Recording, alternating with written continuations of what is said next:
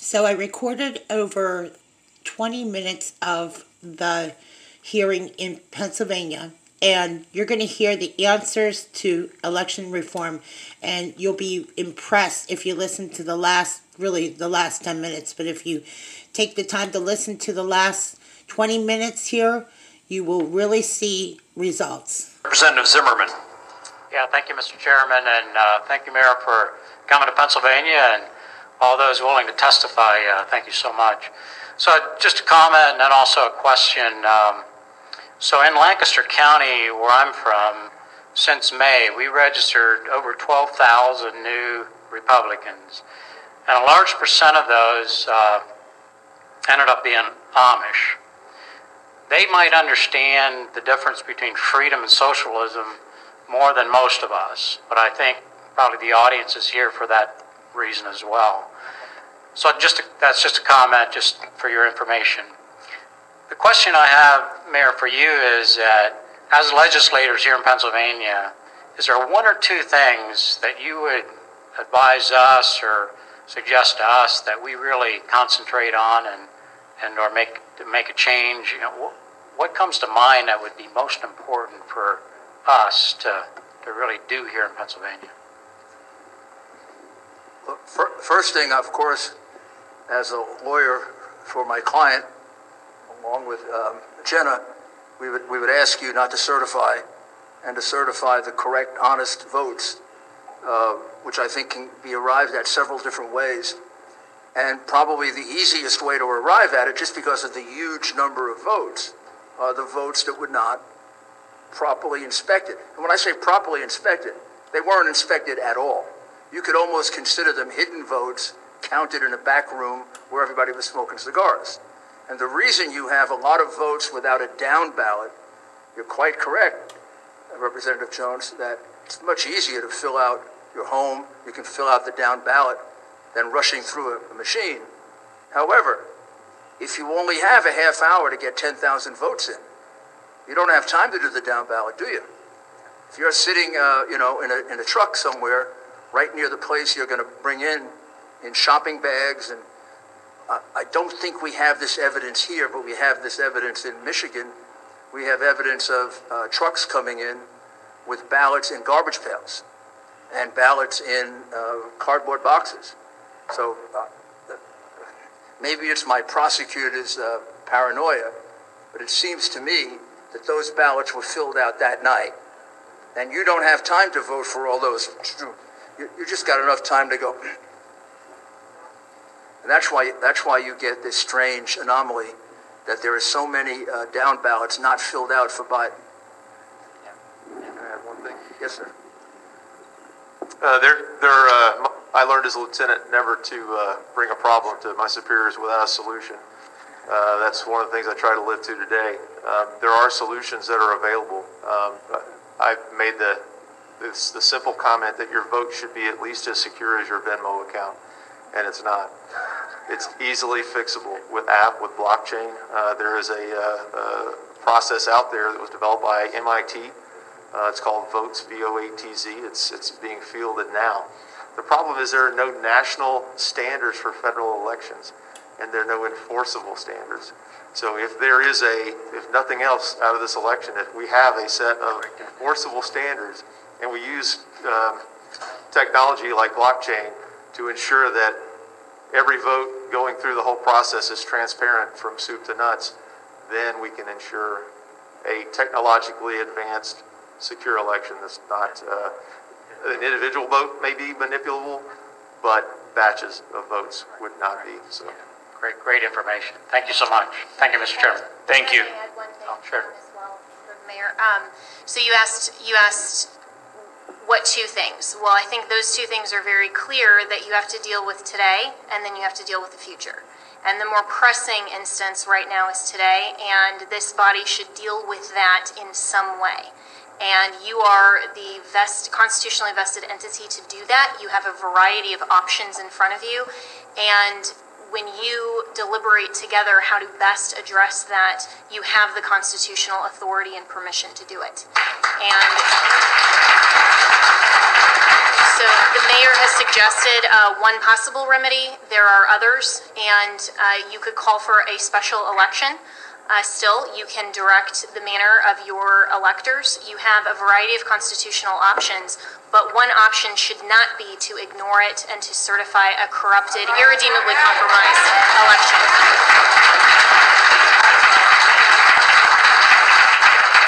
So we would ask that you deal with that today, and then for the future, look at all of these things that you've raised. Look at all of the voting machines. Look at all of these people who are interfering. Really, you have an executive office and branch that is runaway. You have from your governor to your secretary of state to each of these individual election officers. This is election official fraud. And that's what's going on here. And for the sake of every future election, that should be addressed in the legislature. We also have the constitutionally vested obligation to the people of the state to address that. So my recommendation, along with the mayor, and I sincerely applaud everything that he has said as well, and on behalf of our client, but on behalf of the nation. You're right when you say that this isn't just about overturning an election. It's not about deriving the outcome. That's what the fraudsters want to do. What we want to make sure of is that we, the people, get to select and prefer our commander-in-chief, and you have the obligation and the responsibility to ensure for the people of Pennsylvania that Thank you. occurs. Thank you very much. I believe we have Representative Metcalf on Zoom with one final question. Darrell? Can you hear me, Senator Argall? Loud and clear. Thank you, sir. Thank you, Senator Argall, Senator Mastriano, for hosting this very important hearing. It's very important to the future of our republic today. Thank you for the invitation to the House members that are joining you there today. Thank you for the invitation for me to join you via Zoom today, and thank you for the opportunity to provide some input and ask a question of Mayor Giuliani here today. But a lot of what's been talked about, and I really appreciate Mayor Giuliani and the attorney's initiative to the General Assembly to reassert our constitutional authority regarding the certification of this election. I am former state government committee chair that had oversight for the election law for many years. I served in that position not during the last term, but in the past, and we have battled in Pennsylvania to fight the fraud and fight the way that our election laws have been violated, not just for several cycles, but for decades. And we've actually had a state Senate race that was overturned, I believe, in the Philadelphia area back in the 90s because of fraud. So when we look at what has occurred here, and I really appreciate Mayor Giuliani bringing all of those individuals before us today to provide a testimony at this hearing. And I think even more important, I hope that we get a chance to see that their testimony was heard in a court of law where a just ruling is found to protect every legal vote that was cast here in this election in November, and to discard all those votes that were not legally cast. And I think as we've been overwhelmed, as was mentioned by the senators at the beginning of this meeting, that as we came through Election Day, and prior up to that, we'd had 3.5 million people filing for unemployment because of the unconstitutional dictates of Wolf to shut down businesses and stop people from going to work in Pennsylvania. And we were just overwhelmed with those calls. But since Election Day, we have been overwhelmed with calls from individuals who are distraught over the future of our republic, the future of our future elections, and being able to ensure that people are having their legitimate legal votes counted to elect who's going to govern them. And right now, with the examples that were shown here today with these witnesses, a lot of the people have been calling my office and emailing me. They are demanding action. And as we've heard today, there's a lot of citizens out there that have important information that needs to be shared in the courtroom to ensure that these fraudulent activities And it's not, I mean, a lot of times when people talk about fraud, they're thinking of impersonation, but that's not what we're talking about. We're talking about fraudulent activities as far as a fraudulent election because they've not abided by the laws that have been passed by we the people through our elected legislature as the U.S. Constitution, as our state constitution, as our laws provide for to facilitate our elections. So Mayor Giuliani, as we move forward, and I stand with Senator Mastriano and others that are there today. I actually sent an email out while I was listening to some of the testimony today given at the hearing to the whole Republican caucus in the Pennsylvania House to encourage them to sign on and listen to what was happening today with this information that I think they all need to hear and that every Pennsylvanian, every American needs to hear. To help encourage our citizens, Mayor Giuliani, as you move forward in the court battle, I know the press has been continually, day after day, saying no evidence, no evidence, no evidence. Well, I think we heard a lot today. Do you expect that you're going to have an opportunity in the right level of courts in our state, in our nation, to have this evidence presented by some of these people here today and others that you have signing affidavits? Yes, I am. I'm certain that there will be a court decision that will allow us to present our evidence. The case in Pennsylvania was dismissed on a motion to dismiss, in which the judge made factual findings against us, basically saying he thought our claims were absurd. Of course, he has no right to do that on a motion to dismiss. On a motion to dismiss, he has to assume that everything we're saying is true, and I think it was just done to delay us. And I can't imagine a judge giving a correct decision here that wouldn't at least allow us to have a factual hearing. And the reason we came to you and some of the other state legislators is because I believe that we're being denied our right to a hearing by the courts.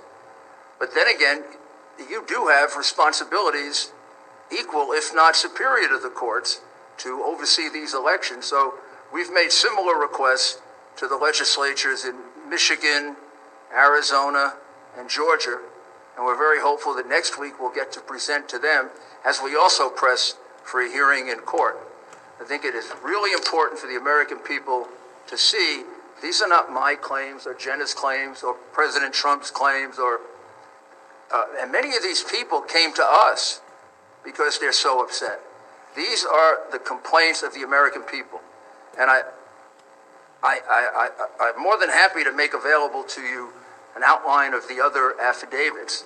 It would have been impossible to produce all the witnesses, but I can show you that for each one of these witnesses, there are anywhere from 15 to 50 other witnesses who saw the same thing. I have a list just in Pittsburgh alone of 27. I have a list in Philadelphia of 32. I have a list of about 40 witnesses on Cure. Even though the numbers aren't ascertainable, there's still a lot. None of the things we're saying to you are just arguments. This is evidence. I keep explaining to people, affidavits are the best evidence you can have until somebody actually gets into court and swears. And our evidence is under oath. Their claims are just claims. We have one additional question online from Representative. Thank you, sir. Thank you, Darrell. From Representative Kiefer. Thank you, Senator Argel. Thank you, Senator Argel. Thank you, Mayor Giuliani. Representative Don Kiefer. Thank you. Thank you. Thank you, Senator Mastriano, for hosting this, and thank you, Mayor, for all of the testimony that you have brought forth. Two questions I have. First is regarding testimony that we received on the pink highlighted ballots that were scanned through and submitted, and then they were able to be redocumented and then scanned through again. Is there any action being taken on that, given the number of ballots that we're talking about there? That's the state issue. I'm not sure I know the answer to that, but I'll get it for you. Okay. That's not something we ran down. Okay, that would be great to know, because I know we saw a lot of that. There's speculation out there that people were just blindly filling out these ballots, but there is supposed to be a process, and so and it was my understanding that that process was supposed to be videoed or live streamed and witnessed by a majority and minority inspector when you are recreating a ballot that is not able to be scanned. So that would be good to know. And the second thing is, Attorney Ellis, you had made a comment regarding what our constitutional ability is, and so while we understand what the Constitution does say, as far as us taking responsibility and, we could intervene in certain sectors, while the Constitution gave us that ability, it's been explained to us by attorneys that we took that power that was given to us as General Assembly members and we put it into statute. And that statute says, how we appoint our electors and how we certify the elections. It's all spelled out in our Pennsylvania Code based upon the power that we have from the Constitution. You have a differing legal opinion of that? Yes, I do, and I think that our collective, and with my co-counsel here, you can take that power back at any time. And when you have the delegation of authority, the legislature can take that back. And you also have an instance here that the law was completely ignored. So even though you have a manner in which your electors are generally selected in Pennsylvania, and that's worked for the past presidential elections since those statutes were authorized and gone through the legislature, this is an election that has been corrupted. And so you can't go through that method, and those laws were violated. And that is the General Assembly here, the legislature, is the authorized entity in the Constitution that selects the manner. You can take that power back at any time. And so when the laws were ignored, and that's where we have, and why we have all of this evidence to bring to you, is to show you each of these different types of ways that election officials have violated the manner in which you, as the General Assembly, have prescribed in the law how you select your electors. Because they violated that law, you have the constitutional authority to craft a remedy. You can take that power back at any time. You don't need a court to tell you that. So absolutely, and you can look at that. You can look at the federal law for elections. This is your constitutional prerogative. State legislature, in the context of Article 2, Section 1.2, means state legislature, period. You also delegated it to the very people whose conduct is in question and whose you're asking them to investigate themselves. So given the fact that this is your sole constitutional right and authority, you can always assume constitutional authority that you've delegated back. You also have a rational basis for doing it because you're asking them. This was done, one might argue, or at least that's one of the interpretation of the fact, deliberately by the governor, by the elections commissioner, who issued absurd opinions telling people to violate the law. And then you're going to ask them to make a decision on the election that allegedly they corrupted. It seemed to me you have a perfect right to take that back and make that decision de novo. Thank you. Thank you very much. I want to thank everyone for your patience. The public, our many witnesses, our senators and representatives. As you've seen today, this COVID pandemic has made holding a public hearing a little bit more challenging than usual, but we have still received an enormous amount of information today, information that we will share with every one of our members. There is no doubt in my mind that we will pass legislation in the House and the Senate based on what we have learned today. I also want to thank Senator Mastriano. Doug and his staff have been enormously helpful today. It really goes without saying, we would not be here without Doug Mastriano, and so I'm going to give him the around 9 a.m. and look what happened here. And as Jesus said, you shall know the truth and the truth shall set you free. Guess what? Guess what? The truth's out there. Media, you should have found these witnesses. You need to do your job. Now you see them out here. Do your job. You're essential to this republic, and without you doing your job, instead of being partisan hacks, this republic can't stand. So now you got some information, you got some witnesses with courage. These people are heroes to me. As a retired Army colonel, I look at them and I say, you guys are outstanding. Thanks for being a little step up. Because I am cognizant that the so-called tolerant people on the left will not show much love or tolerance to people they disagree with. And so thank you for standing, because you're warriors being able to stand for and save this republic. So thank you for going forward here. I mean, indeed, I started this off quoting from John Adams. We are in Adams County. You know, facts are stubborn things. There's a lot of hard facts out there, and guess what? As history and change in 1863 in Gettysburg, back then it's July 1st, 2nd, and 3rd. So on this day, history is changing for our country and state back at Gettysburg once again.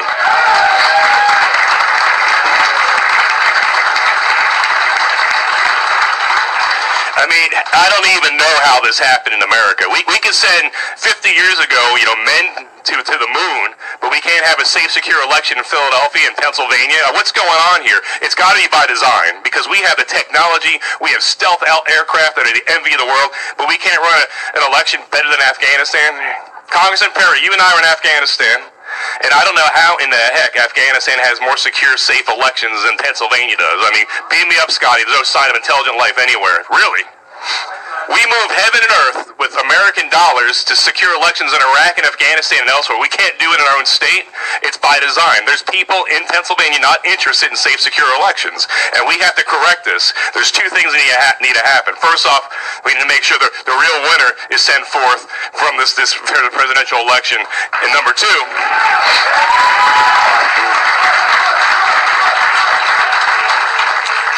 we need to fix it. This doesn't happen ever again.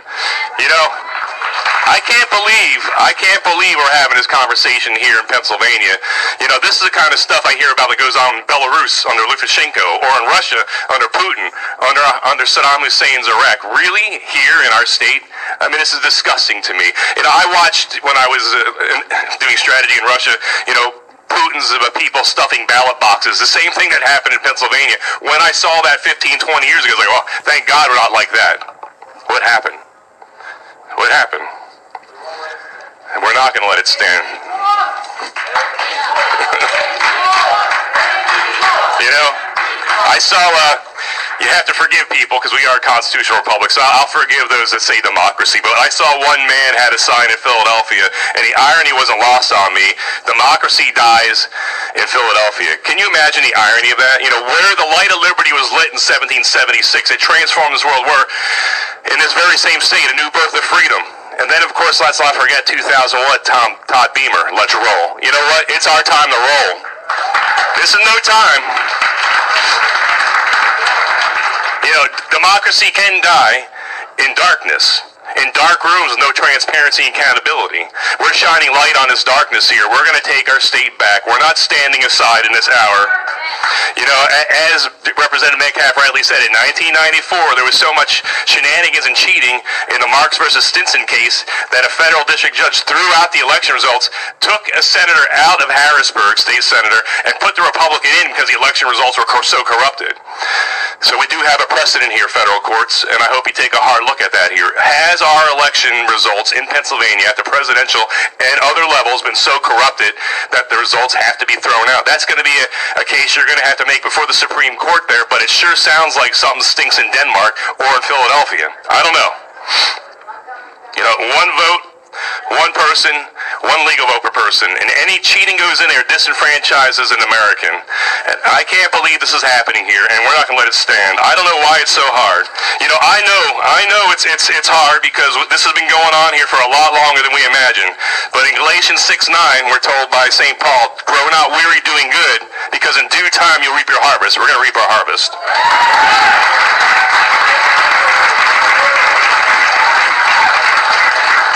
The time for dithering and deliberation is over. It's time for decisive action. We have to protect our Commonwealth and our nation. The eyes of the world are upon us, and let's turn the Commonwealth of Pennsylvania from a laughing stock to the pride of the world once again, as we've always had been and need to be again.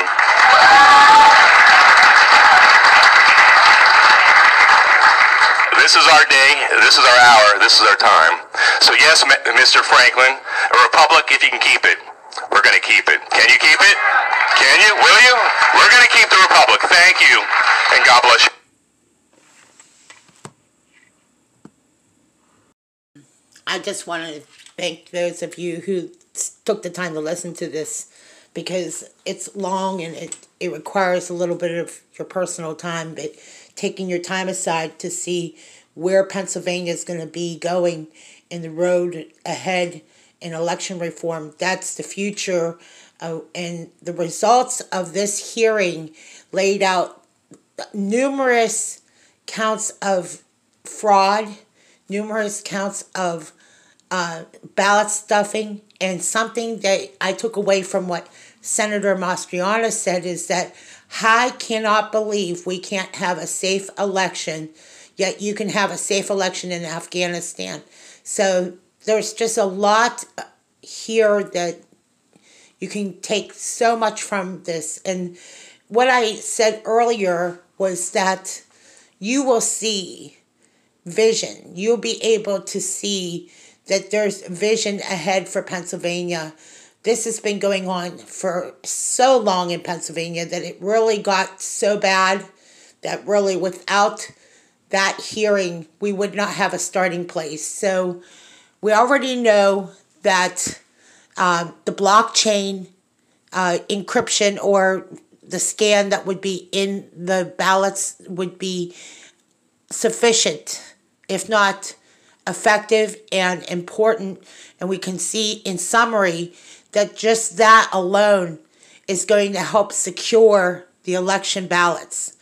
Okay, the other things that were mentioned were the type of electors who would be chosen to be an elector. Like, there needs to be a criteria for that. And we hope that when you listen to this and you contact your representative in Pennsylvania, you contact them and say the things that you want to see in Pennsylvania election reform. And of course, the one big one is our executive branch in Pennsylvania, and also our judicial branch. This legislation that is being put together, as you can tell, that's what I think is the result, is election reform. And that's going to probably be the standard in order to see results. Now, I wanted to mention something. One of the Pennsylvania representatives who represents the area of Lancaster, he was talking about how they registered 12,000 Amish voters. Now, is that the whole thing that I was going to put together today? Is that the whole reason? No, but what it says is that Amish families were so concerned that they registered and also voted in this election, which you could just tell. You could just see the demographic in Pennsylvania. Why there's so many things to be said about the type of people that voted in this election cycle. Daryl Metcalf said something. Representative Daryl Metcalf is our representative in this area, about how he was on committees over this. So this is going to be a new day in Pennsylvania again, and we will see election reform not just in Pennsylvania. I think it will be nationwide. And election reform will change the way we vote. You also hear more about the mail-in ballots and the voting machines. And the future for our elections are going to be as safe, if not safer, than Afghanistan. And that's a positive. It's a positive step forward. But we know the real work is right now, because we still are waiting to hear what the results will be December 14th, okay? And we don't know how this is going to turn. We already see what's happening. So in summary, I just want to say this. Thank you for taking the time to listen. we want results here in Pennsylvania, and that goes with Pennsylvania election reform. And contact your representative in your district. It'll make a difference in a big way.